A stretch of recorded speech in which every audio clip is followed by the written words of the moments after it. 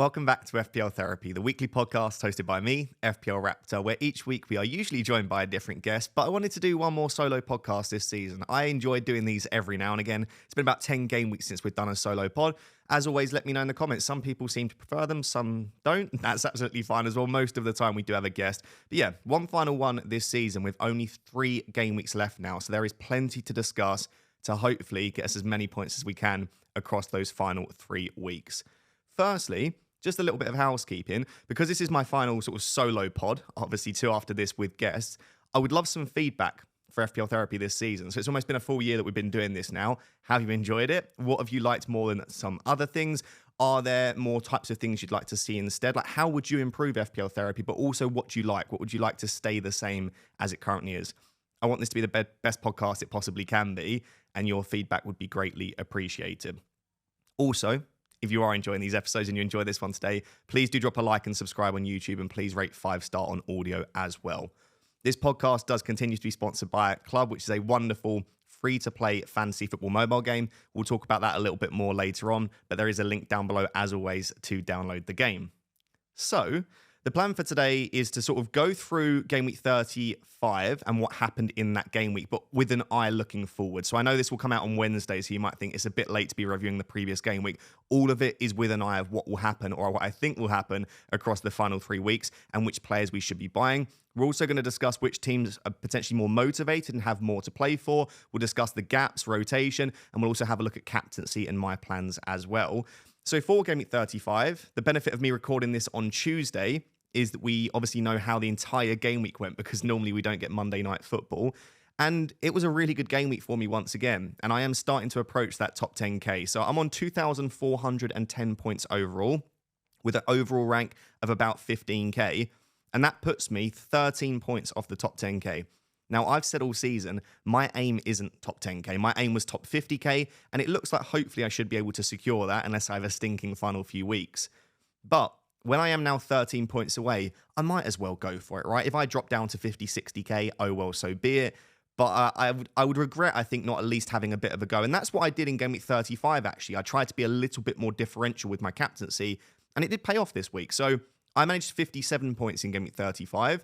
I had Raya in goal, but I didn't want to double up on the Arsenal defence because I thought there was a decent chance that they would concede. So I brought Konsa in instead of Saliba, and that obviously paid off for me with Konsa getting the clean sheet. I had a clean sheet from Gvardiol, and Munoz got a 1-pointer himself. That man either goes very big or is an absolute troll, and it's been more of the trolling in recent weeks.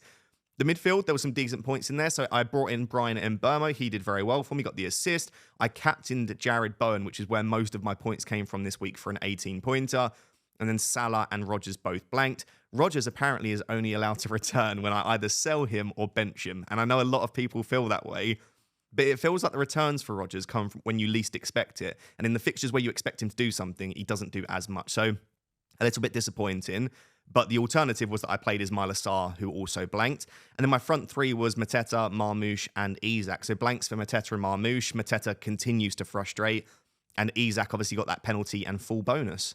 So overall, a good week. I think it was about a 6 or 7 point green arrow in terms of how much I gained. And like I said, now 13 points off the top 10k. So when we go through my plans at the end, I'll discuss things such as captaincy that I can maybe differentiate, players that I might be looking to bring in. I think if you're looking at your overall rank now, or if you're looking at your mini leagues and you are, let's say, less than 10 points away, I don't think you need to take any risks. I don't think you need to differentiate at all, really, because it's very likely that those around you don't have the exact 11 players that you have. So it's differential enough just having your exact team, even if it feels quite template. So I think if you're less than 10 points away from where you want to be, I don't think you need to take risks with 3 game weeks left. If you're in game week 38 with 10 points, then of course you do. I think when you're looking at 10 to 20 points away from your target rank or from your mini league rival, at that point you probably think, do you know what? Across the next couple of weeks, even before game week 38, I should probably start taking a little bit more risk. And I think if you're 20 plus points away, I think immediately in game week 36, you need to look at a differential transfer or a differential captain. And we'll discuss all of that today. So I'm in that middle point where I don't think I need to take a ton of risk right now. I mean, I've already got a couple of players like Konsa and Bowen this week were quite lowly owned. So I don't have to take too much risk. But the closer we get to game week 38, and the further away you are, obviously, you need to increase the amount of risk that you take. So yeah, that was game week 35 for me. The first section I want to do is looking at the Premier League table. So on your screen, if you're watching on YouTube right now, we'll have the Premier League table, because whilst motivation isn't everything, and we saw that this week, for example, Newcastle dropping points, Forest didn't look particularly good either. Motivation doesn't necessarily mean that teams win, but it does usually mean that we see a little bit less rotation and teams are less likely to pull their important players off very early. And the Premier League table is shaping up very nicely. Now, of course, we don't have a title race, and of course, we don't have a relegation battle, so that's a bit of a shame. But between 2nd and, I would say, 11th, there is so much going on. So Arsenal are now on 67 points.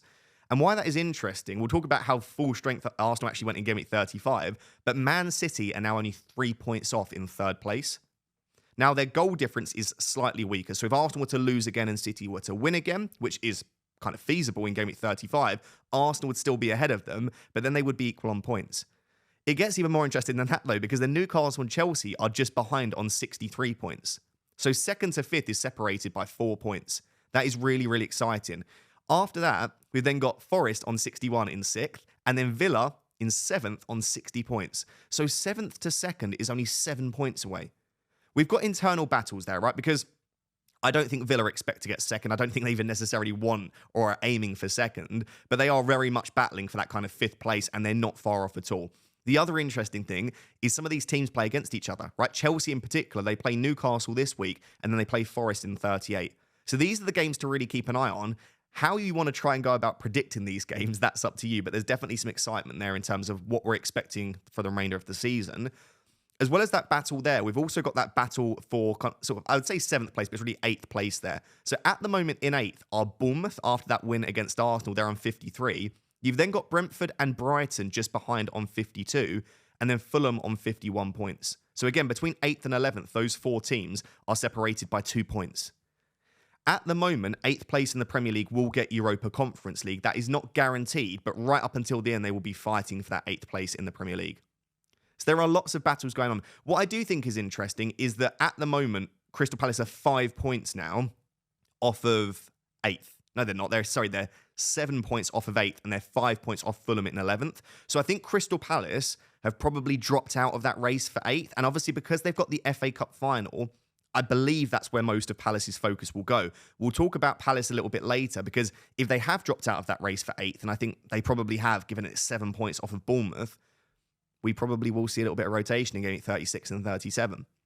Brentford, the team that we've invested in with Mbermo, a lot of us this week looking at the likes of Wissa, maybe even a Kevin Schade, who we will discuss, they are right in the battle now. So not only do Brentford not really rotate anyway, and they've got no real reason to rotate, they've also got that level of motivation, and they've got the fixtures. So Brentford kind of have the perfect storm in terms of what you would want to invest in for FPL. So yeah, I just wanted to say really exciting table the way it's shaping up. Man United, Spurs, and West Ham now in 15th, 16th, 17th. Absolutely shocking season, especially for United and Spurs. The fact that neither United nor Spurs have reached 40 points yet, and there are 3 Premier League games left, is just, I would say, borderline embarrassing. I know towards the back end of the season, it's been more of a focus on Europa, but it's just still not good enough. So yeah, very exciting, lots to play for. So let's move on to discussing some of the teams and players ahead of Game Week 36. A couple of things to note. Just before I recorded this, and again, a benefit of recording on the Tuesday, Spurs versus Aston Villa has officially been moved to the Friday of Game Week 37. So it was originally on the Sunday of Game Week 37, and we've been waiting for the Premier League to announce where it will be rearranged to. It's been moved to the Friday, which in terms of FPL means 2 things. We now have 2 sort of early kickoffs on the Friday evening. Man United Chelsea is already there, and now Spurs versus Villa will be there as well. But the second thing is that confirms, now no doubt in our minds, we have no remaining doubles and no remaining blanks this season. So there will not be a double 36, there will not be a blank 37. That is now officially fully confirmed for all of the teams. I think that makes it more interesting from an FPL perspective, because if they did double, let's say Villa doubled for whatever reason, then we'd all just pile in on Ollie Watkins. Whereas now, you may still want to bring in Ollie Watkins, by the way, and we'll discuss that because I like it as a transfer, but you also have the option of Wood or Wissa. So I think fewer doubles and fewer blanks actually means that there are more options for these final 3 game weeks. A bit of a macro point before we jump into the teams. 16 of the 20 teams in the Premier League this game week had less than 1.5 XG. Not non-penalty, that's just 1.5 XG. 16 of the 20. Only 3 of the teams had more than 2 XG, and 2 of those teams had a penalty in that game, which boosted them over 2 XG. So we are looking at, without the penalties, it would be 18 of the 20 teams would have fewer than 2 XG. I mean, that is scarily low numbers. There just wasn't a great, massive amount of chances created. And I don't know if it's just sort of tailing off towards the back end of the Premier League, where a lot of players are tired. A lot of them have played so many games this season. Whether it's a bit of, because so many teams have a lot to play for, maybe it's getting a little bit more defensive. Like, so many teams have that jeopardy of they can't really afford to lose, so maybe they're scared to win. I said that a little bit with Forest against Crystal Palace, and I think we saw it a little bit with Newcastle against Brighton, and also for Brighton against Newcastle. Every team just feels a little bit scared. And so for those teams like Man United, West Ham, Spurs, that don't really have anything to play for, those are the games where I think we are expecting, and we saw this week, there can be a lot of chances and a lot of goals. So a bit more of a macro point there, but something to keep an eye on. Maybe for those teams like Forest, like Brighton, Newcastle, the teams Brentford that have a lot to play for, maybe we might expect slightly more cagey affairs depending upon the sort of philosophy of the team. The first game of the game week was Manchester City versus Wolves. This was one that I was dreading, right? Because Gvardiol is owned by pretty much everyone. Marmoush was captained by so many, he actually hurt my rank. And I didn't have Kevin De Bruyne. So this wasn't a particularly exciting start to the game week. I'll start with Wolves. Cunha and Ait-Nouri are just sensational. And I know that Manchester United are obviously linked with Cunha quite heavily, and I'm very excited by that if we manage to get the transfer across the line. All I keep thinking is, as much as I think Dorgu has potential, and Harry Amass has been really good as well when he's featured, Cunha is so good because of the link up with Ait-Nouri. Like, if you watch Wolves on a regular basis, and for some reason I seem to watch a hell of a lot of Wolves, it's Ait-Nouri and Cunha on that left side. And Cunha will almost definitely play that left 10 role for Manchester United. He needs an attacking left wing back that has the ability that Ait-Nouri has on the ball. In this game, Ait-Nouri was arguably the man of the match for me, maybe even ahead of Cunha. He had 12 chances created and 10 shots in the box in the last 6 game weeks. So he's creating 2 chances a game and averaging over 1 shot in the box. He's a left wing back, and I know he gets a very advanced role in this Wolves team, but he's also very quality on the ball as well. He picks his passes very well. He's got that creativity and that goal threat.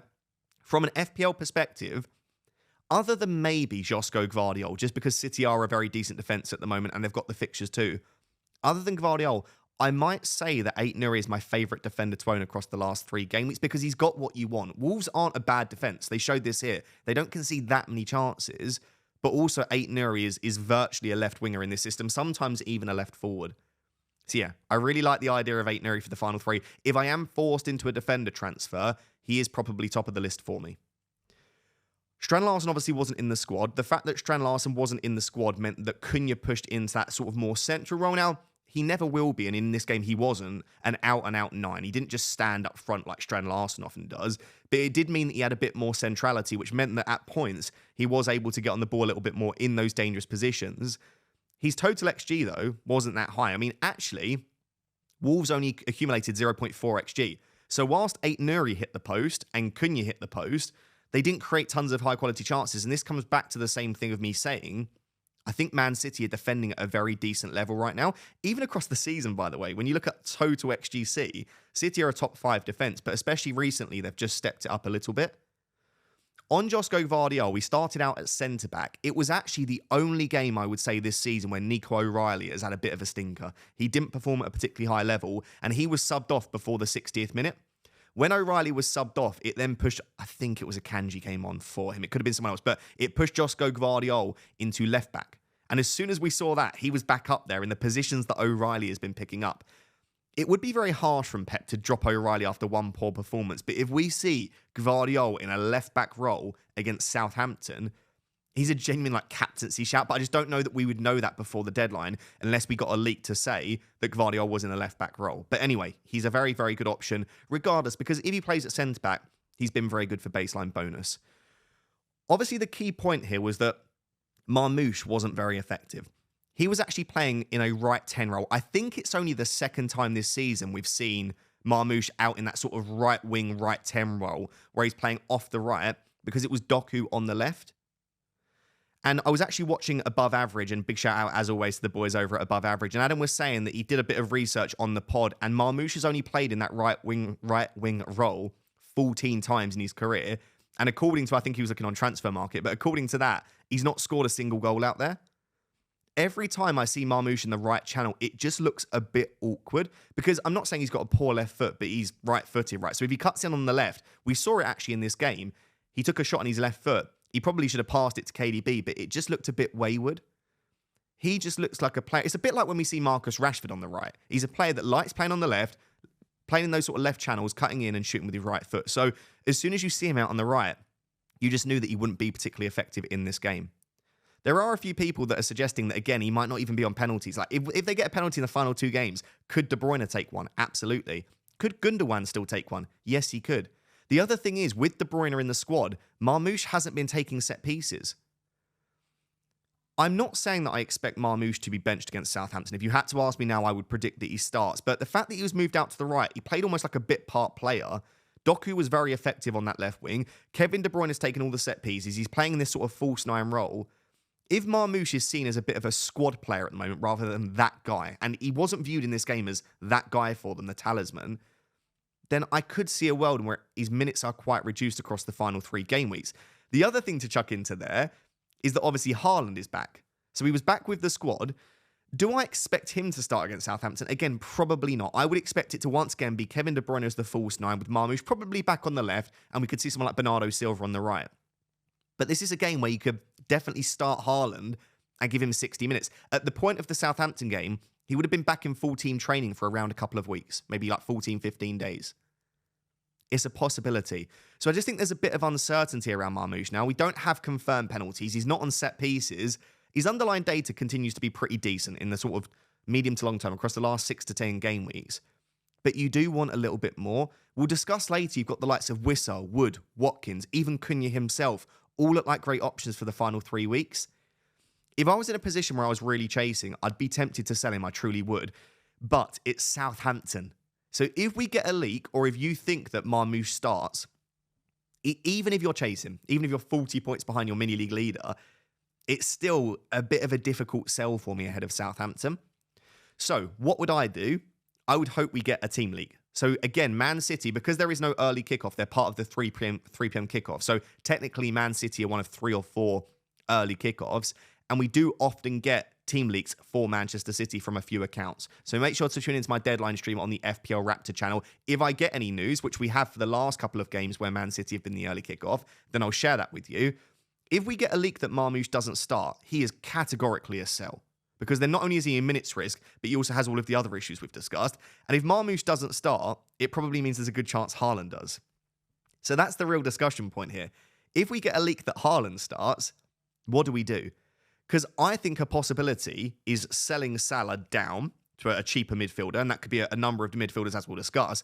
And then especially if Marmoush is benched, Marmoush up to Haaland, and then captain Haaland against Southampton.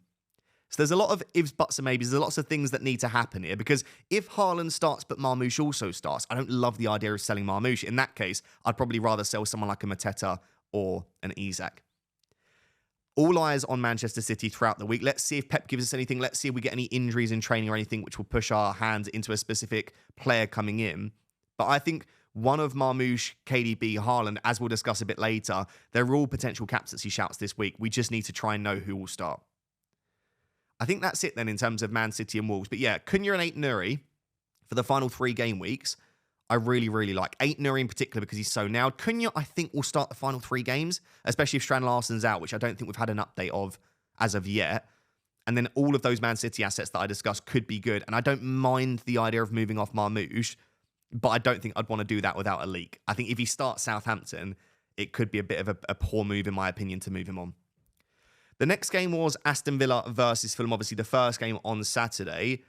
This was one of those games where Aston Villa and Fulham have everything to play for, right? Both teams, Fulham pushing for that 8th position, Villa trying to push for Champions League. Both teams were just scared to lose this game. That's the best way that I could explain it. As of half-time, there was less than 0.4 XG combined for the 2 teams. Less than 0.4 XG. So barely any big chances. And then at the end of the game, neither team crossed that 1 XG mark. So I just think this was a bit of a cagey affair. And I think as soon as Aston Villa went up, it's not very Emery, but I think it was like, let's just win this 1-0. And they went into a very defensive setup. And listen, as an Esri Konsa owner, I love that, right? I wanted them to try and close out that game and get the clean sheet. But maybe if you own the attackers from Aston Villa, that's not a great sign. If Emery's going to continue to try and go 1 or 2 nil up and then just try and hold on to the lead, maybe it was game state dependent, right? We just don't know. Emery's a fantastic manager and he'll do what's best for the team. But that was the kind of vibe that I got from the game. In terms of Ollie Watkins, people will look at this and think 2-pointers subbed in the 71st minute. It doesn't look great. And again, him coming off in the 71st minute, that doesn't fill me with too much confidence moving forward. Like, you want him to stay on for the entire game, especially with Rashford out. You'd think there's no real competition. But Donyell Marlon came on, looked really good. He hit the crossbar himself. I will just say, if you owned Ollie Watkins in this game, I think you're incredibly unlucky. He missed a one-on-one, and he completely missed the ball. Can't remember who crossed the ball. Might have been a Matty Cash cross. But someone whipped in a cross. And when I say Watkins missed the ball, I mean he completely missed the ball. So it won't pop up on the XG. It won't pop up as a big chance because he just didn't make contact with the ball. But if he did make contact with it, it's almost definitely a goal as long as it's solid contact. So I do think if you owned or captained Ollie Watkins, there is a world in which he comes away with 13 points here if he gets those 2 chances. And on another day, you probably would expect him to take those 2. I think it's a similar situation with Morgan Rogers. You're probably quite unlucky if, like me, you owned Morgan Rogers for this game week and you came away with nothing. He had 2 big chances created, which was 0.71 XA, which was the highest XA of the game week. So Morgan Rogers was the most creative player. Now, do I like him playing on the right? I absolutely don't. I think he's much more effective from an FPL perspective on the left or playing through the centre as the 10. He's got much more goal threat, but he's still quite creative on that right side, and he still will create chances and get chances. So if he plays on the right for the remainder of the season, I don't love it, but I still think he's a fine option if you've got him. I probably won't be looking to buy a Morgan Rogers as of now. I think the only other thing to note from that game was actually on Fulham. Sessegnon played on the right wing with not only Robinson back at left back, but also Harry Wilson in the starting 11. So what we saw was actually Harry Wilson played in the number 10. We had, I think, Iwobi off on the left and then Sessegnon on the right. So that's a good sign, right? Even with Wilson back, even with Robinson back, they're still trying to find a way to get Sessegnon into the starting 11. But he did have a disallowed goal. So we could have been talking about another goal for Sessegnon looking really attacking, but it was disallowed. He then gets a yellow card and then he gets hooked pre-60. And when he got hooked, what we saw is Smith Rowe initially came on. Smith Rowe came on as the 10. Harry Wilson went out to the right. And then about 10 minutes later, Harry Wilson came off and Adama Traore came on for Harry Wilson. This is the issue that you've got with owning Sessegnon for the final few weeks, is that Wilson can play on the right or Traore can play on the right. And both of them are natural right wingers, whereas I don't think Sessegnon is. I think he's either a left back or a left winger more naturally. And I just don't see Iwobi or Robinson, when they're both fit and available, being displaced. I also don't really love the fixtures for Fulham. So I think Fulham players are a no-go. In terms of Villa, they've got Bournemouth away this week, which isn't a great fixture, especially given that Bournemouth are fighting for 8th. But then it's Spurs at home, and then it's United away. I think with Aston Villa, I've absolutely no issue if you want to buy an Aston Villa player this week, right? I think they could do very well.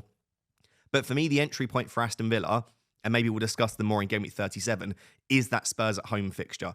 I would argue that as of right now, Ollie Watkins might be my favourite captain for Game Week 37 against Spurs at home.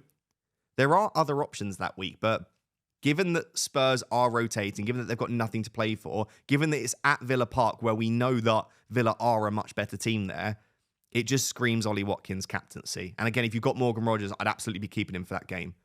So yeah, nothing much else to say there. I think Villa are definitely players that you want to hold and then maybe look to buy from next week.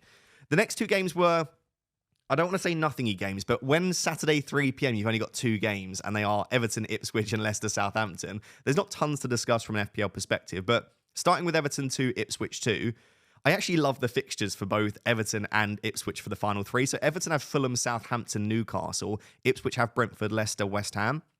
Like, they're really good fixtures, but it's just like, who do you want? I actually think Enciso is probably the option that I would want the most from those 2 teams. And then again, I think if I was paying that sort of money, I'd just go for someone like Kevin Schade. He loves a banger. If you remember his goal against Manchester City, was it last season, I believe, from outside the box? It was a very similar goal here. Arguably the best goal that he scored in his career. And again, he scored some fantastic goals. He's such a talented footballer. It's a shame that it's not really worked out for him here.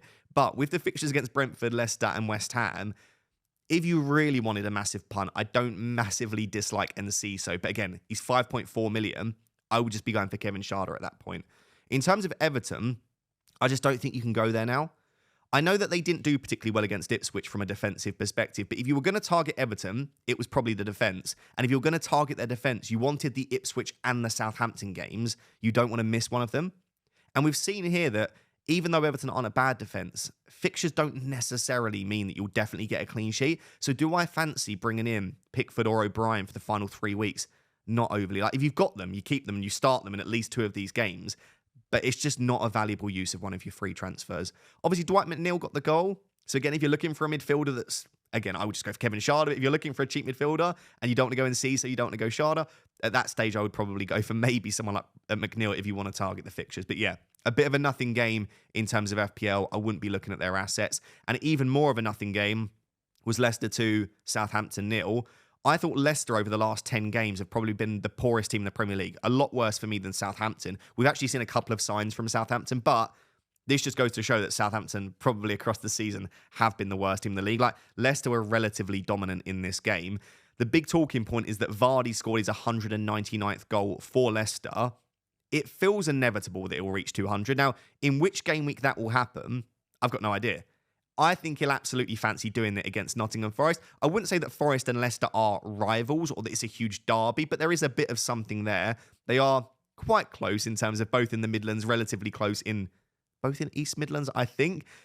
So there's a bit of something. You would imagine that, and I think they said this on Above Average, but knowing the way that Vardy's brain works, a bit of a rivalry there, knowing that Nottingham Forest need to win this game to get Champions League football, really, Vardy's the sort of player that will fancy getting that goal in that game. But if he doesn't score against Nottingham Forest, he's then got Ipswich at home in 37.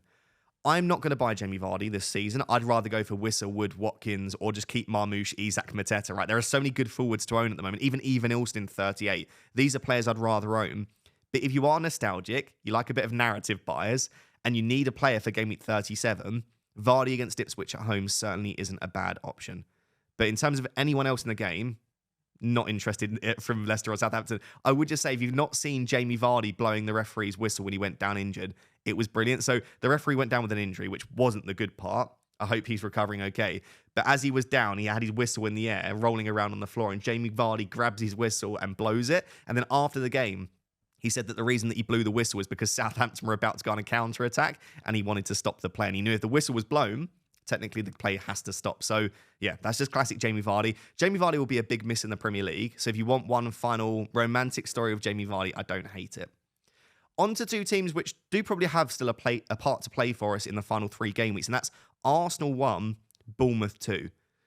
I do actually feel for Arteta here, because this is a bit of a lose-lose situation. If he rests his entire team and goes really like B team, and they lose to Bournemouth, I think the narrative is, what on earth is Arteta doing, right? Man City are only 3 points behind. You can't afford to rotate. The Premier League isn't wrapped up in terms of second place. So I think he would have received criticism if it had gone for the B team or rotated a few players and they'd lost. So I think he did probably the right thing. Like, looking back at this, maybe it was obvious that Saka was going to start. He's obviously going to go full strength, knowing that City are only just behind. So I think he did the right thing. But then not only have they gone full strength to try and gain confidence and make sure they wrap up second, but they've then lost the game. So I think it's sort of worst case scenario for Arteta now. The players are probably going to be more fatigued and tired. They're lacking confidence, and he didn't even pick up the points that they needed to. I'm not really sure. Arsenal have just sort of petered off towards the back end of the season, but they've not really needed to do much in the Prem. Like, first place has pretty much been gone now for a while. Second place has been relatively straightforward. But for these final 3 weeks now, they need to win some games. They've got Liverpool away, though, and then Newcastle at home. Liverpool are obviously fantastic. Maybe they're on the beach a little bit. They don't need to win this game, but they will want to win that game against Arsenal. Newcastle at home isn't going to be an easy game, and then they finish against Southampton. So I don't think they want to be going into game week 38 without having wrapped up at least the Champions League top 4, sort of top 3, but also second place too. So yeah, a bit of a strange one. In terms of the game, Declan Rice was the standout for me. I'm really interested to see Declan Rice's price in FPL next season. It feels weird ever recommending Declan Rice, because traditionally he's been more of a defensive player. But as long as Partey stays, or they pick up a player very similar to Partey, when he's got a defensive midfielder behind him that just sits there, a Rodri-esque player that, just doesn't really move, and they don't need to move from that part of the pitch. When he's got that license, Declan Rice is arguably one of the best ball carriers in world football. the way that he can get from box to box, but also his ball striking ability. He's scored quite a few goals in recent weeks from free kicks from open play. He's also fantastic in terms of his delivery from set pieces. And he's just picking up positions on the pitch that are really, really dangerous. So I'll be interested. I hope they don't push it up to something silly like 7.5, 8 mil. But if he's down there at 6, 6.5, and we think he plays an advanced role again, if he had penalties, if he just had that one extra sort of route to points, I'd be very, very tempted. But yeah, let's see what happens with Declan Rice in terms of next season. But he has been very, very good. In terms of other FPL assets from Arsenal, I think that Bukayo Saka probably does start the 3 remaining games this season. They've got to win 2 of them. You would imagine anyway, arguably all 3. He doesn't need to be rotated for any of them in terms of the Champions League. Now, even if they progress, there's just no need to rotate because they've got sort of a week between each of the games. The Liverpool game would be the only one you could potentially see him rested for, but I just don't see Bukayo Saka being rested for Liverpool away. So I think overall now, I expect Saka to start the final 3 games. And Newcastle home, Southampton away, as those final 2 games, I really don't mind them. So do I think I'll go out there and buy Bukayo Saka now that I've sold him? I just don't think so. But if I have a route to him, or if I'm really not impressed with Salah again in Game Week 36 and I want to take a punt, I don't mind it. And in terms of differential captains for Game Week 38, I think not only is Saka maybe the best differential captain, he could arguably be the best captain. And not many people will be willing to sell Salah to Saka in Game Week 38 when Salah's got Crystal Palace at home and again will probably still be chasing down those records. So yeah, I think if you've got Saka now, I would probably hold Saka. And I don't mind buying him after the Liverpool game, but I don't think you go out there and buy him for this week. Let's see what happens in the Champions League. For Bournemouth, this is a great win for them. Again, it puts them very much in a good position in terms of 8th place in the Premier League. Eva Nilsson has been absolutely sensational. Since coming back from injury, he's looking at about 120 minutes per XGI. To put that into perspective, since he's come back from injury, Chris Wood sat at about sort of 300 to 400 minutes per XGI. Even some of the better players like Johan Wiss is about 170 minutes. So that's how long it takes them to accumulate 1 XGI.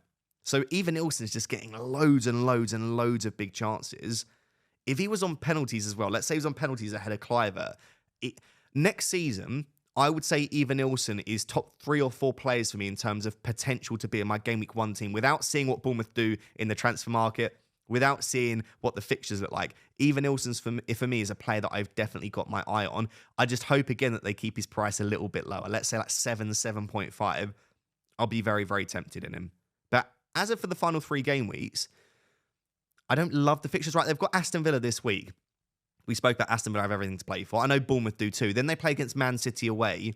The good thing about that game against Man City away is that it's a few days after the FA Cup final. So regardless of if Man City win or lose, we're probably expecting a bit of rotation there, and they are probably going to be a bit fatigued. They then play against Leicester at home. So I certainly don't mind it. But again, the entry point for Bournemouth is probably 37 or 38, not this week. I don't think Villa at home for me is a fixture that I think screams points for Eva Nilsson and co. Kirkes very nearly had an assist, by the way. So if you started Kirkes in this game, you can count yourself pretty unlucky for the Eva Nilsson header that he missed early on. Semenyo benched was probably the most surprising thing. We've said all season, yeah, if you want penalties, you go for Cliver. If you want attacking data, you go for Eva Nilsson or Dango at points. But Semenyo is that guy. Plays 90 minutes every game. So a little bit surprising there. He then comes on and gets the assist. If you've not seen the assist, by the way, it was a throw-in. An enormous throw-in from Semenyo, but he threw the ball to Dean Howson, who puts the ball in the back of the net. So yeah, I think that's pretty much it on Arsenal-Bournemouth. I don't think I'd be looking to buy it either this week, but going into 37 and then 38, they've got the 2 best fixtures in the league in Game Week 38 against Southampton and Leicester, so all eyes on them for the final game week. The next game, a bit of a thriller. I sadly wasn't able to watch this game because first it wasn't on TV, but also this weekend I was at FPL Harry's Stag Do. But I did watch the extended highlights, and it was Brentford 4, Manchester United 3. This is kind of, I guess, what most people expected this game to go like. I'll be honest, I didn't. I thought United would put in a bit more of a just sit back and defend. Maybe they tried, but they didn't do it particularly effectively. I will just say, I didn't think there would be quite as much rotation for Manchester United. Like, we pretty much rotated every key player in our starting 11. And then as a result, Brentford just had tons of chances. The player of the game was Kevin Schade. And it's really interesting because we spoke about Kevin Schade last week. If you're someone that listens and watches to FPL Therapy every week, firstly, thank you very much. But yeah, we spoke about him last week as a player that I think his last goal before this was like game week 26 or 25. So he's not really had many big chances to score goals, but he does get very close to goal. And as a result, in a single game week can have a pretty high ceiling. He was the only player in game week 35 to actually have 3 big chances. So the second most in the game week was 2. So he had his chances. He took 2 of them. Both of them were actually headers. He's a player a bit like, maybe like Diogo Jota, who you don't, when you look at Kevin Schade, you don't think you'll be amazing in the air, but he scored a good few headers in the Premier League. So yeah, that's one of the things that can benefit him. So Schade took all the glory, 15 points. One player that obviously everyone went in on and a lot of people captained was Bryan Mbeumo. Mbeumo's a really weird one. He goes very big, and then when you sell him or go against him, it feels like he returns every week. And when you look at his total returns, it's been extremely high. He does go through these spells, though, where he just doesn't really return much. Do you remember that time earlier in the season when we all sold him because he had like 1 shot in 4 weeks, and then it went up to 2 shots in 6 weeks? We were like, well, yeah, he might have penalties and he might have set pieces and he might create the odd chance, but if he's having 2 shots in 6 weeks, he's a sell. We then sold Mbeumo, and he returned like 3 weeks in a row. He's always very scary to go against, but against Nottingham Forest in 34, Bryan Mbeumo did very little. In this game here, Bryan Mbeumo only had 0.18 XGI. In a game where Brentford themselves accumulated over 2.5, Wisser gets a goal, Kevin Schade gets 2, and Mbeumo did really nothing in this game. He was very, very wide, wasn't very involved, and actually the assist was his first shot of the game, and it was quite a lucky assist. It was a deflected shot, which had absolutely no chance of scoring with. So it wasn't even a proper assist or a fantastic cross. So I don't want to hate on Mbeumo too much because he's a fantastic asset. And at the moment, spoiler alert, he's probably my captain for game week 36, which we'll discuss later. But really not a fantastic performance from him. Doesn't inspire you that much for the final 3 game weeks. I will say that he is still a fantastic buy, right? Ipswich this week, Fulham at home next week, and then Wolves away on the final day. If you've not got Mbeumo and you need a midfielder, he's probably still the best one to buy. Johan Wisser is the guy that I want right now. If there's one player that I don't have in my team that you could just put in my team as an extra player, it might be Kevin De Bruyne. But outside Kevin De Bruyne, let's assume Haaland's not fully fit, it would be Wisser after that, right? Because the fixtures are there. 18 goals this season. The man is just flying and going so under the radar in the Premier League.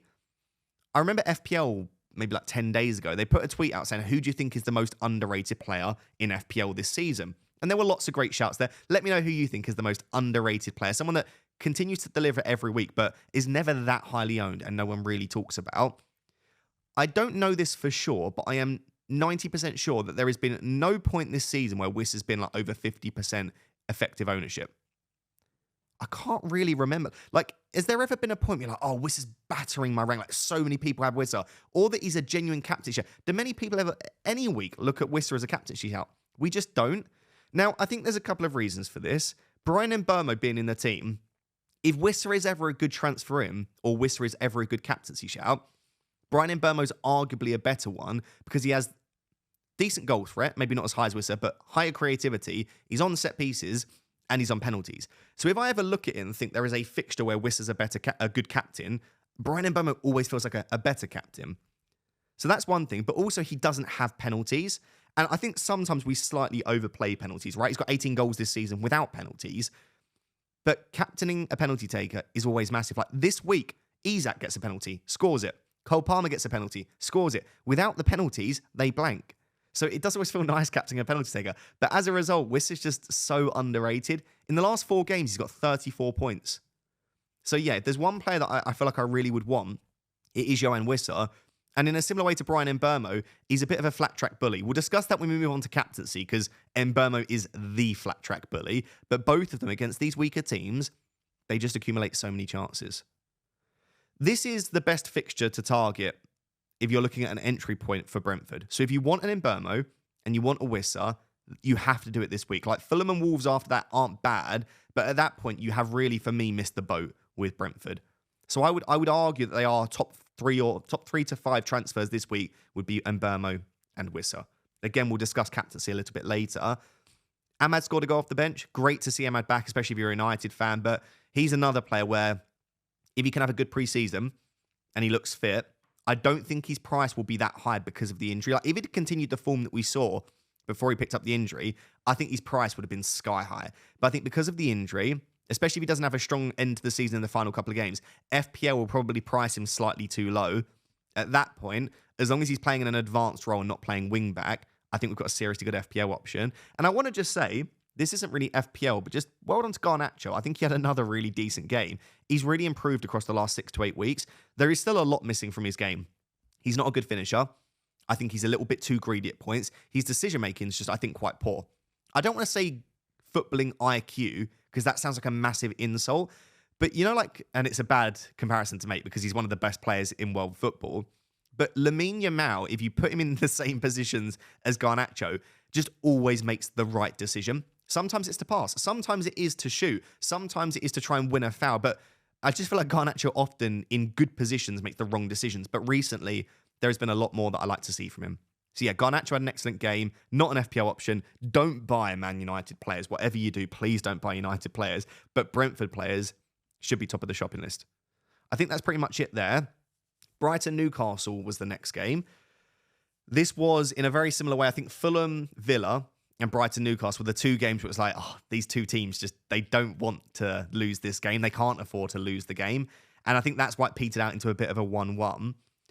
Before the late penalty, neither team had over 1 XG, by the way. So it was, again, another game where just not many chances were created. Newcastle were actually awarded 3 penalties on field.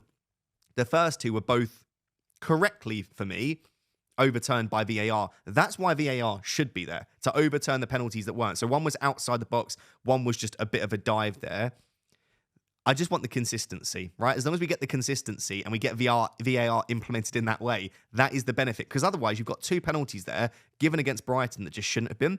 The third penalty was finally given, right? VAR didn't overturn that one. And that's where Isak gets his penalty. And this is what we say about penalty takers. Not only was he on penalties, but because he scored the penalty and because he's a forward, and forwards gain 24 in the bonus point system if they score, he goes from 0 bonus and a really disappointing performance to a 9-pointer just by having a penalty. And it was, again, a very similar situation with Cole Palmer. So I think Isak is a fine hold and a fine player for the remainder of the season. But I'm starting to think he's also not a bad sell if you're chasing. He's over 100% EO each week, which means if you own Isak and you're at a decent enough rank, you actually want him to blank every single week, which is a rubbish position to be in. Because not only is he performing at not a particularly high level and not finishing his chances, and some weeks not getting his chances, but then even if he does, you're like, oh, didn't he actually want him to return in my team? You then look at the fixtures for Newcastle. They've got Chelsea, Arsenal, Everton. They are 3 teams that are in the top 6 this season for XGC. Arsenal are the best defence in the league. Chelsea are 3rd. Everton are in 6th. So you've got 3 teams there that defend extremely well. Now, 2 of the games are at home. Again, Newcastle have the motivation. They have everything to play for. He is on penalties. I just look at that, though, and think, if I was on a wild card, would I have Isak for the final 3 weeks? No chance. There are at least 5 forwards that I prefer instead. So at that point, is it a terrible idea to sell Alexander Isak? I think if you're protecting rank and happy with where you're at, yes, it probably is a terrible idea. But if I was truly chasing, again, let's say I was like 25 points plus away from where I wanted to be, Marmoush and Isak, and we'll discuss Mateta a bit later, these are all such highly owned assets that it could be a really nice place to differentiate. So I'll sit on the fence slightly, but if you want some confirmation bias, I don't hate selling Isak this week. Murphy was sub pre-60 again, so that's another pre-60 sub. That is now 7 games in a row that Murphy has been subbed off before Barnes. So if you wanted to know who is more first choice between Barnes and Murphy, it does very much look like Barnes is the more first choice player. So at some point, could Gordon get a start? Yeah. And could that be this week? I wouldn't be surprised. Gordon come on, obviously won the penalty himself, looked very, very good. After the game, the quote from Eddie Howe was, the substitutes were very good. They made a big difference overall. I think we can be pretty pleased. I just think that Gordon is really pushing for a start. And of course, it could be that Gordon starts over Barnes, Murphy starts on the right wing, and rather than Gordon come on for Murphy, we actually see Barnes come on for Murphy. But regardless, Murphy just doesn't look like he's going to get more than 60, 65 minutes at the moment. So I think if you've got Murphy now, He's a sell or a bench. I wouldn't feel overly comfortable starting him across the next few. Just to note, Fabian Schär and Trippier both came off of injury, so if you are looking at having them and you need to start them this week, he said, I'm not 100% sure with Fabi as he was limping. He then said, I don't know if it was cramp or a muscle issue. I need to check. So no full confirmation on Fabian Schär, but it didn't sound too terrible. And then on Trippier, he said, Kieran, I'm pretty sure was cramp. So if you need them for the final few weeks, you might get away with it. Let's see if we get an update from Howe throughout the week. On Brighton, there's probably not a massive amount to say because Brighton's fixtures are Wolves, Liverpool, Spurs. Spurs isn't terrible in 38, but Wolves and Liverpool across the next two, there are just better players to target. I would just say that Yankuba Minte was really good once again. That is now 7 returns in his last 13 games.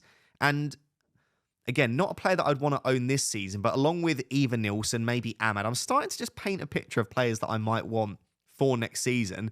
And depending on his price, depending on which players Brighton sell and buy, if Yankuba Minte looks relatively locked on as a starting player for the first few game weeks, I wouldn't mind the idea of him. But again, price dependent and transfer window dependent. So yeah, overall, a bit of a nothing game. Not many events. And both teams, maybe they would take a draw, but I just think they were too scared to lose this game. West Ham won, Spurs won. This was not a game where both teams were scared to lose because both teams have absolutely nothing to play for, really. West Ham are just really bad. They started the game relatively well, but then, especially for that sort of middle portion of the game, they just sort of gave up all hope. Spurs were really dominant. They didn't really create much because, again, Spurs aren't playing at the highest level. They rotated their team quite a lot. But I think this game truly did show for me just how bad West Ham are. Now, West Ham are bad. Jared Bowen isn't. And there is a differentiation to have in FPL that a bad team can still have a very good FPL asset.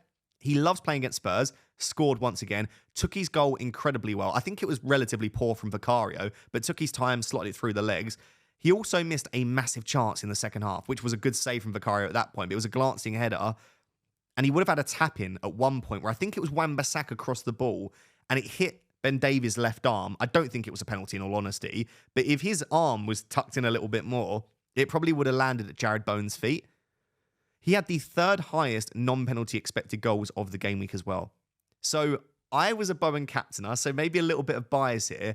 I honestly think you were quite unfortunate to not get a second return from Bowen in this game. He's now produced 5 goals and 4 assists in 12 games since returning from injury. So over that time, he's averaged 6.2 points per game.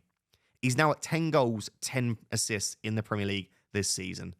West Ham do not need to be good for Bowen to be good. I think Bowen is still a great buy.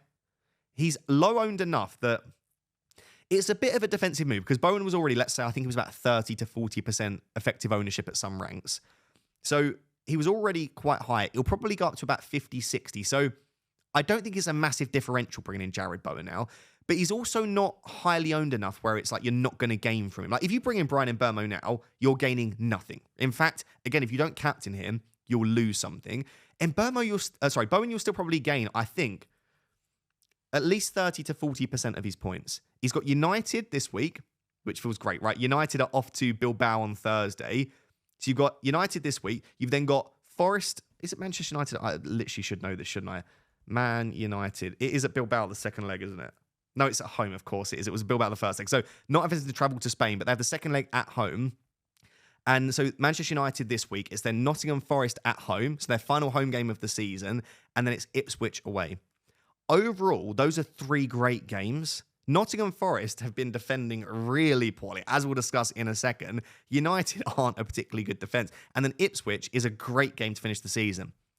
So I guess it does depend how much you're chasing and what you've got to do in terms of to reach your goal for this season. But I just don't see a world in which Jared Bowen is a bad buy.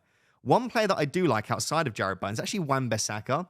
He has been so good for West Ham this season, especially the back portion of the season. He's created 5 chances in the last 6 game weeks. Wan-Bissaka has always been a good one-on-one defender. The 2 places that he's lacked is sort of positional awareness, which I still think he's got a little bit of a way to go. But attacking-wise, he looks a lot more comfortable on the ball. There are definitely worse defenders to buy. If you've got Gvardiol, if you've got 8 Nuri already, and let's say you're not that interested in Forest defence, Wan-Bissaka probably won't get many clean sheets across the last 3, but he's got a little bit of attacking potential right now and could have come away with 2 assists in this game. for Spurs, maybe if you're a Spurs fan, you disagree, or maybe you want to take a real punt. I just don't see why you'd buy Spurs assets. Not only are they not a very good team, the fixtures are average at best against Palace, Villa, Brighton, but you just don't know who's going to play. They made 8 changes in this game. Could they make some against Crystal Palace in game week 36? Yes. How much will they rotate now? We don't know. It could be that actually they decide to be a little bit more sort of rhythm-based and he tries to give some players enough minutes. It could be that he makes loads of subs at half-time. I just think, again, not only are Spurs bad, but you just don't know who's going to start and how many minutes they might get. So from West Ham, Bowen's fantastic. I like Wan-Bissaka. Spurs is a bit of a no for me. We then move on to Chelsea-Liverpool. I was watching this game on a phone, so not the best in terms of being able to see the entire game completely clearly, but it was a really good game, actually. Liverpool, there was a bit of a title hangover, absolutely. Not a literal one, but just there isn't as much to play for, and motivation isn't everything. Teams can still win with no motivation. We've seen that before, and we will continue to see that, but there just has to be a drop-off in intensity, concentration, focus, when you know that it just doesn't matter if you win the game. And I think that's what we saw from Liverpool. However, I want to absolutely find a balance here because I don't think enough people are giving Chelsea credit. Yes, Liverpool were not at it, but Chelsea were very much at it. It was one of the better performances we've seen from Cole Palmer in 2025. Gary Neville was getting, I think, a little bit overly excited about how good Cole Palmer was, but even before the penalty gave him man of the match, he probably was, along with Enzo Fernandez, the best player on the pitch. Caicedo had a good game as well, but it was just a great performance from Cole Palmer, and that will give him confidence for the final 3 games of the season against Newcastle, United, and Forest. Chelsea absolutely have everything to play for. Obviously, there are fine margins in FPL. If Cole Palmer doesn't get a 96th minute penalty, we are once again saying it's another blank for Cole Palmer. It's another disappointing performance. He didn't have many shots in this game. Very good creativity, created lots of chances, but I don't know. It's 5 margins, and I'm trying to not be led too much by outcome. But if he didn't get that penalty, I think I'd be sat here saying, well, again, Cole Palmer blank him. But Salah didn't do much once again. I think it's now for Salah, 1 open play goal. It's either 11 or 12 games in all competitions. If Palmer's getting the level of criticism that he's getting, why is Salah not getting the same? And I know Salah has done so well to this point, but the only difference really across the last 12 to 15 games, I think more like 12 games for Salah and Palmer, is that Salah's had a few more penalties. There's not much difference in terms of output. I'm not talking about football here, I'm talking purely FPL. So both of them have been quite disappointing. Both of them in this game almost came away with blanks, but we of course did see the penalty for Cole Palmer. The big news obviously with Liverpool is that Trent has announced that he is officially leaving Liverpool. I don't know what to make of this now for the remainder of the season because he obviously started this game and was subbed in the 57th minute. Bradley came on, had an okay game himself. Trent didn't do much really, but Liverpool were just dominated from start to finish by Chelsea. I see no reason why Conor Bradley wouldn't start. Like, why would you not start Conor Bradley for the final 3 games? What are you gaining by starting Trent? He's leaving. 90% of Liverpool fans absolutely despise the man as a result. They'll boo him. They don't want to see him on the pitch. And how do you know if Conor Bradley is your first choice right back or not when you're not giving him the game time? So yes, he obviously came back from the injury, which is maybe why he didn't start the Chelsea game. But now we've seen him get minutes. I don't see why Bradley doesn't start at least the next 2. Arsenal and Brighton. If you want to start Trent against Crystal Palace at home for the final time, give him a 66th minute sub, have a big send-off, which by the way, I think he'll be booed based on what we've seen from Liverpool fans on social media. Although social media isn't fully representative, but what you need to know, the only thing I can think of is that they know for a fact that Bradley isn't the future right back for them and that they want to bring in a right back to compete. If they already know that and they don't think that Bradley is the one, then I guess they don't need to trial that. But if they are unsure and or confident that he is first choice right back of the future, then give him the bloody game time. I can't work out why Trent would start.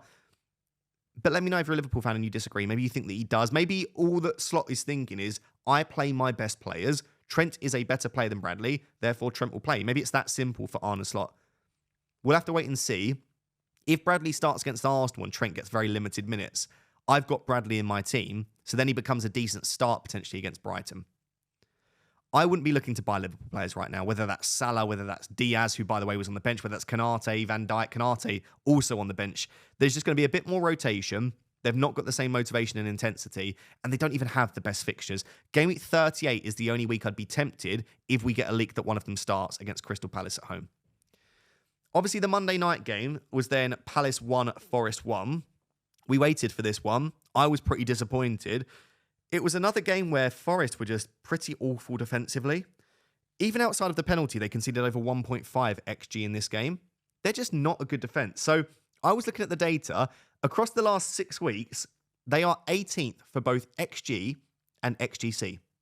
They are the third worst team in the league for goal threat and defensive capabilities across the last 6 game weeks. That is horrific. Like, they are a relegation standard across the last 6 weeks. There has been a drastic fall off from Nottingham Forest, and they're now in a position where they're 6th. Are they 6th or released? Let me bring the table back up here. Yeah, they're 6th, but 1 point above Villa in 7th.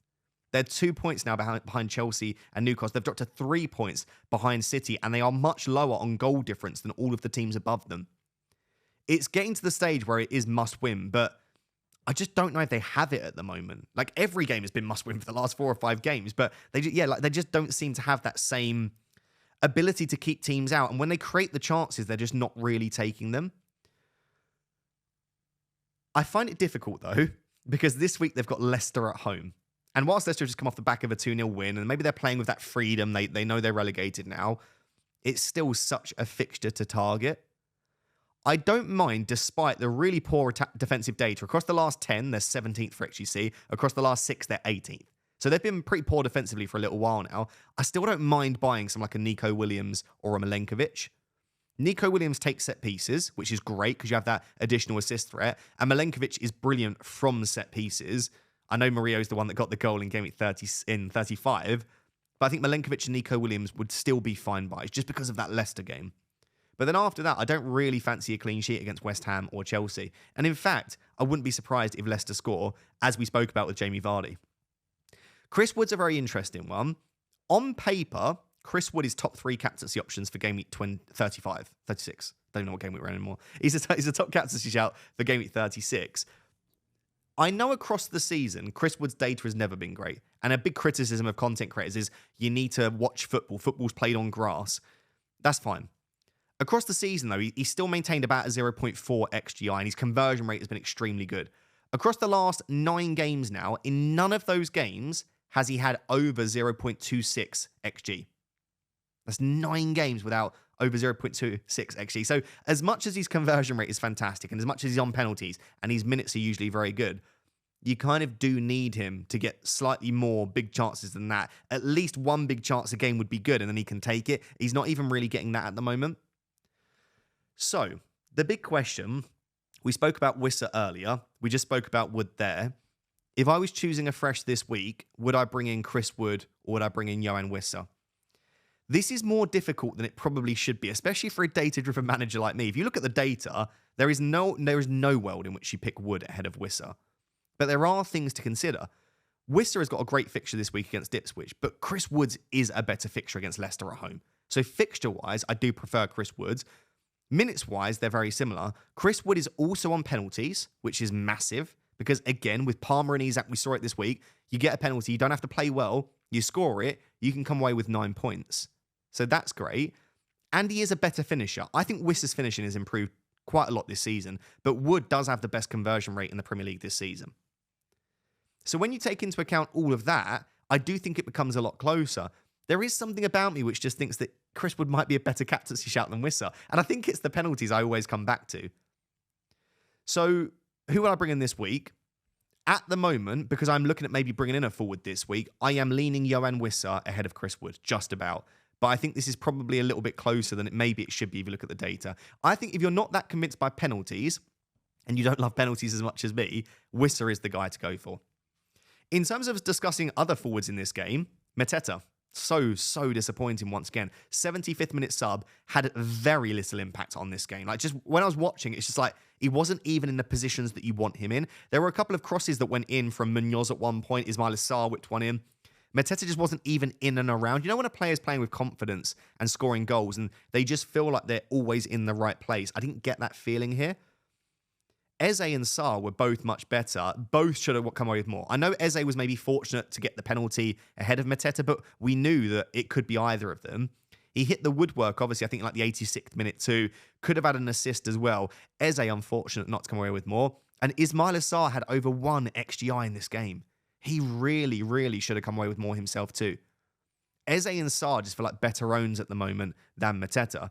The big question, and I would love to have your input on this, how much rotation do you expect for Crystal Palace in Game Week 36? So they play on this Sunday against Spurs, and then they have the FA Cup final on the Saturday. So they have 6 days between their Game Week 35 fixture and their Game Week 36 fixture, and then another 6 days before the FA Cup final. So in terms of a gap, they don't really need to rotate players. But as I said, I think they're now at the fight for 8th place in the Premier League. And their players have played a lot of games this season, the likes of Sarr, Eze and Mateta. I am a little bit worried about rotation, but as I said, there being a 6-day break, I wouldn't be surprised if Eze, Sarr and Mateta do start against Spurs. It's just how early do they come off? It makes it very difficult because I think a lot of people right now are looking at something like Sarr or Eze to Mbeumo or Bowen. And I think even more so, lots of people are looking at Mateta to Wood or Wissa or Watkins, who are all great options. And I would like to make that transfer. I just look at it and think, I've just captained Bowen. The only reason that I captained Bowen was he was playing Spurs. It wasn't really for Bowen because other players had better data. It was literally, he's playing one of the worst teams in the league. If I'm that happy captaining Bowen against Spurs, if I think Mateta starts against them, he's probably not a particularly good sell this week. I think a lot of people will sell Mateta, which almost makes me want to keep him more. Because if I sell Mateta to Wissa to try and make more of a differential transfer, I actually think Wissa's ownership might end up being higher than Mateta's this week. So again, as someone that's wanting to differentiate wherever I can without being silly, if I predict Mateta's minutes to be okay, I'll be very tempted. I'd love to know what you think in terms of rotation. I'll need to see what happens throughout the week. Let's see what the comments are from Glasner. Maybe Glasner gives a bit of a hint and says, yeah, we want to make sure that our players are fresh for the FA Cup. Or if he says, no, we need to win this game, that might give us a bit more input. So guys, it is that time of the episode to discuss Club, the free-to-play fantasy football mobile game who have massively supported me and the podcast all season. And as I've said for a little while now, I'm also a shareholder in Formation Games, the company that created Club. And I'm in the game as well, which is pretty cool. So when you collect your tokens, you'll see me. When you start the game up, I'm the first face that you will see as you download the game. So if you want to support me, download an amazing game. And honestly, everyone that I show this to is like, do you know what? That's actually a pretty sick game. Please give it a go. Like I say, it supports me, supports the podcast, but also I just think you will absolutely love it. I'm not even someone that massively loves mobile games. If you looked on my phone, there is barely anything. But I've been addicted to Club now for about 15 or 16 months. So let me collect the tokens from myself. Let me collect a bit of cash as well. This is the team as things stand. Obviously, only a few game weeks left now, so still join. It will give you a chance to get up to speed with it before the new season. My team is absolutely banging. Like, I've been playing it for so long now. I've been really, really trying to improve the team and the squad depth overall. I've got so many good forwards to choose from. But I myself will be meeting with the agent Manny this week to try and get the best player possible. So what you do is you click on Meet Now. It will then say tap to reveal. You tap it, and it will go through all of the rarities, and you want it to go for as long as possible. That tells you that you're going to get a more rare player. So let's do this together. So it's not going to be a base player because I can't get it in my level. Core. Rare. So it's gone up to rare. Forward. So it's not gone to elite, which was the next one. A rare forward from Liverpool. Chiesa, is that? Darwin Nunez. What an absolute stinker. Look at these points. By the way, the FPL, it's not the same point scoring system as FPL where you get like ones and twos. He's got 1-0, nothing, 1-0. There was a 25 in there. I'm going to very heavily reject Darwin as an option for Club. Yeah, to put that into perspective, if you look at even Salah, who's not been doing as fantastically recently, like some of the point scores that you can get is fantastic. But the reason for that is there's a much more detailed point scoring system. So it's not just things for sort of goals and assists. Anyway, you will get caught in the rabbit hole yourself if you download Club and give it a go. It's free, by the way. You don't have to pay a penny, and you don't have to pay to win to get a really good team. You can just play the game for free, give it a chance. Massive thank you to Club. Make sure to check out my face on the game as well, and thank you very much for the support. Cool. So I think that's pretty much it to discuss in terms of the game's key players. I do want to discuss captaincy in a bit more detail. So if you're watching on YouTube, I'll just chuck the fixtures from this game week up on the screen. But there are lots of good captaincy options for for game week 36. Let's start in terms of captaincy with Brian Mbeumo. So obviously a little bit disappointing across the last 2 weeks, getting 7 points in 2 game weeks. Before that, he obviously had the big 18 pointer, which caused a lot of people to turn their head. Mbeumo is the definition of a flat track bully. We've known this for a little while, and it happens almost every single time. So let me give you what his attacking returns have been, his points totals against the 3 worst teams in the Premier League this season. And that's obviously Leicester, Southampton, and Ipswich. So he scored 14, 15, 2, 19, 14. So he's blanked in 1 game this season against those teams. And in the other 4, he's got 14 plus points in all of them, which is remarkable. That means this season, against the 3 worst teams in the league, he is averaging 12.8 points per game. That's genuine captaincy material. He also managed against Ipswich in the reverse fixture 1.29 XGI. He is, for me, on paper, as of right now, the standout captaincy option.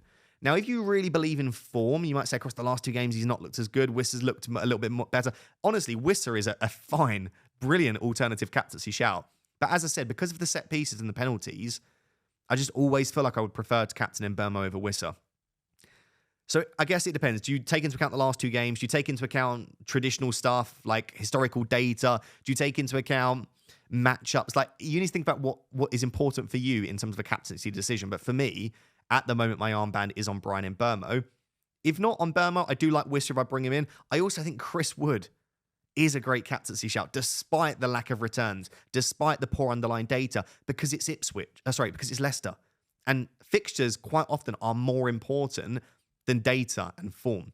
If you play against a bad team, you'll get more chances than you normally do.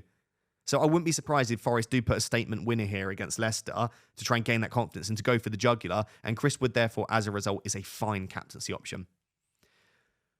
Jarrod Bowen against Man United. Obviously, Manchester United playing on the Thursday at Old Trafford, so they don't have to do as much travel, but they are going to be a little bit more fatigued. We probably do expect, regardless of what happens at Old Trafford, we probably expect some level of rotation. I just don't quite like this one as much. And I think some people are starting to think I just don't like captaining players against Man United. I've done it on, I counted, I think 4 or 5 occasions this season, which is quite a lot. I always captain players against Man United. So it's not that. I just think that in this week, like Man City against Southampton, Brentford against Ipswich, Forest against Leicester, Jarrod Bowen just isn't probably in my top 2 or 3 captaincy options. But is he in my top 5 or 6? Yeah. And I still think he's a fine option, especially when you take into account, like I said, United might rotate a little bit. So still up there, Jarrod Bowen, but not my favourite. On paper, if you showed me the fixtures this week and said, who do you want to captain? I'd say probably a Man City player, right? Southampton are the worst team in the league this season. City are starting to fire a little bit right now. And so the fixture is there to attack. The issue is, like I said, unless we get a leak, is Marmoush starting? Definitely. I think so, but I don't know that. Is KDB starting? I think so. He's played almost 90 minutes, 5 games in a row, so you'd imagine so. But with Haaland being back, it just puts a little bit of a spanner in the works. So if we get a leak that tells us exactly that one of them is starting or 2 of them are starting, and we like what we hear, that we think they're playing in a position that's favourable to them, then I think that arguably a Man City asset is the best captaincy shout, whether that be Mbeumo, whether that be KDB, whether that be Marmoush, whether that be Erling Haaland. But I need to get a leak for me to feel fully confident there. And sadly, that's the way the game is right now, that we rely on them. If we were to not get a leak, let's say we get absolutely no information around KDB, Marmoush, Haaland, I just don't think I'll go there myself. So as of right now, if you were to ask me to rank the captaincy candidates without having the information, I would say Mbeumo's top.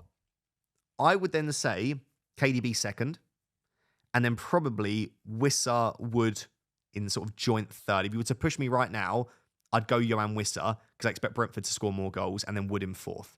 So yeah, Brian Mbeumo's my captain. I'd love to know what you're currently thinking for captaincy. Just on the chips, I'll just very briefly discuss it here because there are lots of questions coming in. Assistant manager this week, I think it's Pep or Nuno.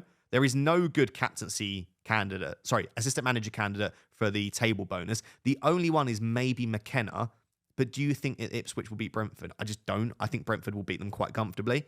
So as a result, I would chase the favourable fixtures, in which case I think you're looking at Pep at Southampton or Nuno against Leicester. You could even go for Thomas Frank against Ipswich if you think, again, that they score quite a few goals there. So that's assistant manager. Triple captain.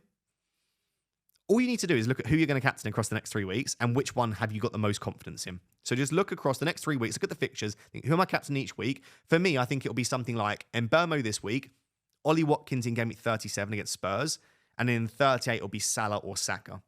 Who do I have the most confidence in? I have the most confidence in Salah or Saka. So for me, I would be looking at game week 38, but it also depends on if you've got other chips, how much confidence you have in the minutes in 38, or might we see a bit more rotation? I think any of those weeks are absolutely fine. On free hit, I know a lot of people have saved their free hit, maybe looking at playing it this week. I don't mind it this week, especially if you're lacking Man City, Forest, and Brentford players. Who would I have on a free hit? I'd have triple City, triple Brentford, and triple Forest. And then I'd be looking at the likes of Bowen and Cunha to add to that as well. So players like Wissa, Mbeumo, Sharda, Marmoush/Haaland, KDB, Gvardiol, Chris Wood, Gibbs White, Nico Williams. These are the players I'd pick. I'd go triple up on the 3 teams that are playing the 3 promoted teams, right? I'd keep it nice and simple. Bench boost is the final chip. This is just like whenever suits you. I can't give you bench boost advice because your bench is going to be different to everyone else's. Again, look across the next 3 weeks. Where will your bench be strongest? The only thing I will just note, be careful. Game week 37 is right after the FA Cup final for Crystal Palace and Manchester City. If you've got triple Palace, triple City, there's a good chance that a couple of your players are benched in 37. They could also be benched in 36, by the way. But I think 37, because it's so close to the FA Cup final, that's a bit of a worry. And then in game week 38, there's often a lot of madness. Like loads of players are often rotated and benched, and we get loads of early team news just before the deadline because all of the teams are playing at the same time. So with the game week 38 madness, with 37 having FA Cup issues, I would say if your bench looks good in 36, I'd be very tempted to play it this week. I think that's it then in terms of chips and captaincy. So I will do the prediction game for this week. Obviously, I don't have a guest, so we don't have a guest doing the prediction game, but I'm already on the leaderboard 1, 2, 3 times. So to make it 4 out of the top 10, I'm not feeling overly confident, but I want to give a massive shout out to our guest last week, Charlie. Charlie's predictions were Vardy, Sharda, and KDB, who got 9, 15, and 11. That puts him on 35 points and top of the leaderboard. And I would imagine the champion for this season of FPL Therapy, because Harry and Focal were in 2nd and 3rd, but they both had double game weeks and they picked double game week players.